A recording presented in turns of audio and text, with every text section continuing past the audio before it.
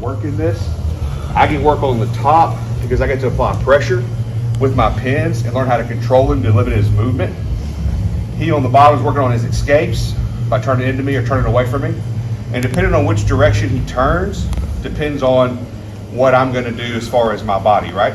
The other thing about this drill that's important is it's teaching me when to transition.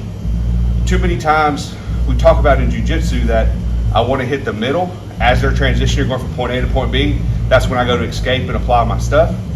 If I can learn how to transition correctly, I can limit those windows of opportunity for this person to take advantage of me. So we start off in our modified Kesa-Gatame, Kazuri Kesa-Gatame. I want to make sure I'm down here over his lower rib cage. I've got my elbow in the side here. My hand is flat on the mat, right? Not really cupping anything like this. You can control like this if you want to, but you want to make sure you've got a tight hold here for this pin. And I'm actually got my toes down, heels up, and I'm raising my hips toward the sky just a little bit to apply pressure and riding on this floating rib on the bottom, which makes it a little uncomfortable, right? To where he's like, I don't like this, I want to move. So to get out of here, he's going to turn to his side. And as he turns into me, see how he pushes me? I'll let him push as I transition to this side control here. Catch this arm.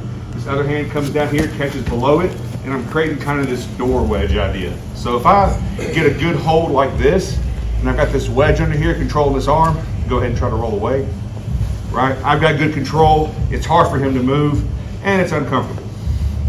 But I'm here, he's gonna move away from me as he bridges away.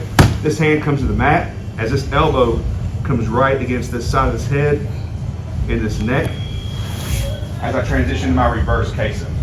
And I'm thinking about taking my lat, and I want my lat to go across his neck here while I'm sucking this in right here. That way his head can't pop out of this hole right here, right? Because now when he rolls away, he's having to pull my entire body weight over. So now he's trying to pull me over. It's not gonna work. From here, when he turns back into me, I'm going at this 45. When I go to 45, I transition, and I want to think about concentrating all my weight right here on his shoulder, like a 4-corner pin.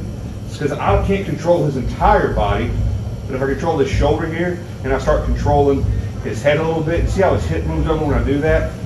If I apply more pressure, I can get his hips off the mat, and then I've got a really good control here, which is uncomfortable for now. So then the next one's our pillow hold. So same idea, as he goes to roll away, I'm putting pressure on this head here as I come down and grab. Right below that notch on the back of the head is a natural hand hold. As this hand comes up, grabs his shoulder. Now transition to Kesa, and as I transition to Kesa, I'm bringing my leg underneath his leg right here.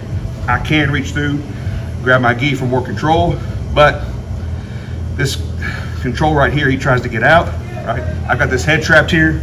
It's hard for him to do anything. Now from this one, he's gonna bridge up. As he bridges up, I transition north-south here, right?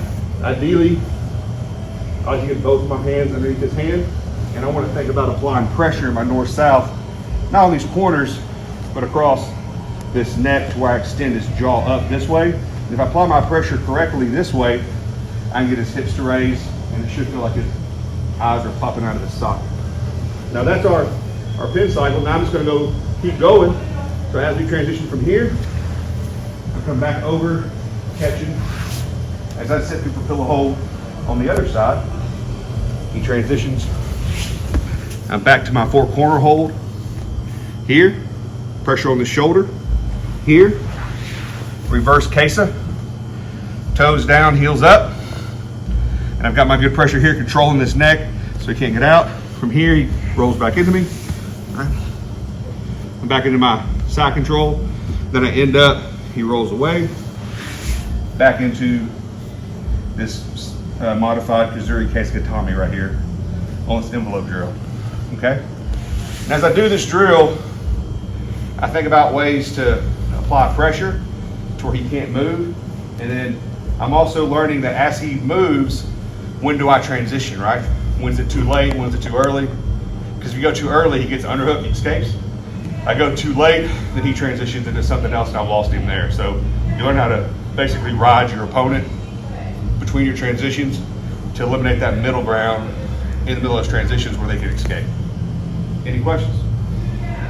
All right, let's go. 3, 2, 1.